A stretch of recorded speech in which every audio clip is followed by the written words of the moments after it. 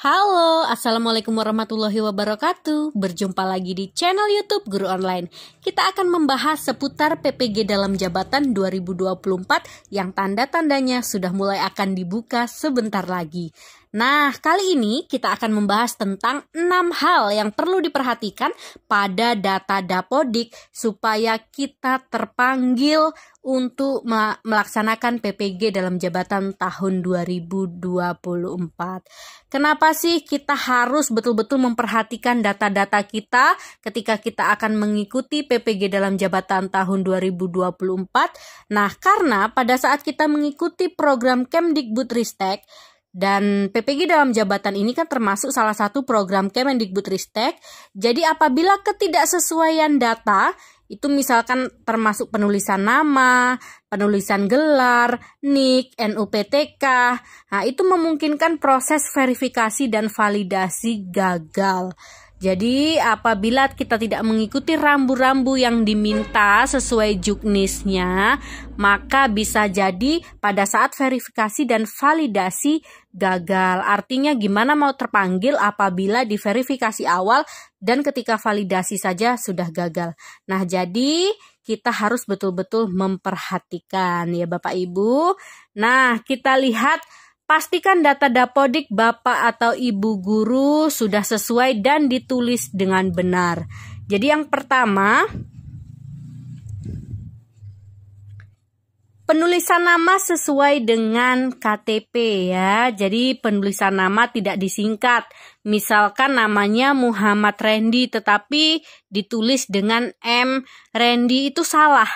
Jadi nama itu tidak disingkat. Jadi penulisannya harus Muhammad Randy seperti itu. Lalu penulisan nama tidak dipisah di setiap hurufnya. Misalkan Pratama gitu ya namanya. Jadi supaya lebih jelas P spasi R spasi A spasi T spasi A spasi M spasi A. Bukan seperti itu, tetapi ditulis saja langsung Pratama seperti itu. Lalu penulisan nama tidak disertai gelar keagamaan ya. Jadi misalkan sudah haji atau hajah itu tidak perlu dicantumkan ya. Jadi langsung saja namanya. Jadi Anissa atau Budiman. Jangan ditulis dengan Haji Budiman atau Hajah Anissa seperti itu ya. Lalu penulisan nama tidak disertai gelar akademik. Jadi misalkan namanya Cynthia SPD, itu jangan ditulis SPD-nya ya, tapi sesuaikan dengan nama yang ada di KTP tanpa gelar seperti itu. Lalu yang kedua, penulisan tempat dan tanggal lahir sesuai dengan KTP dan ijazah seperti itu ya. Penulisan tempat dan tanggal lahir lihat di KTP dan ijazah. Jadi sesuaikan.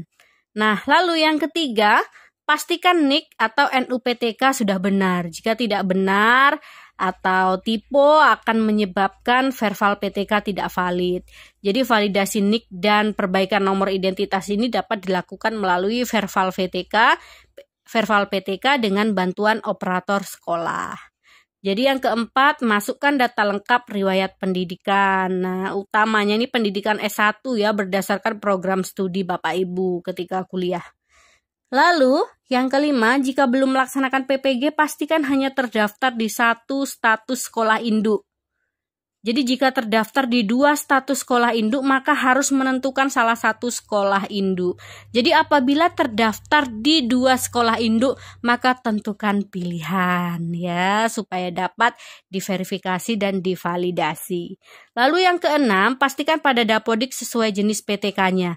Jadi sesuai, kalau guru ya guru, kalau kepala sekolah ya ditulis kepala sekolah seperti itu. Nah, jadi 6 hal itu harus betul-betul diperhatikan.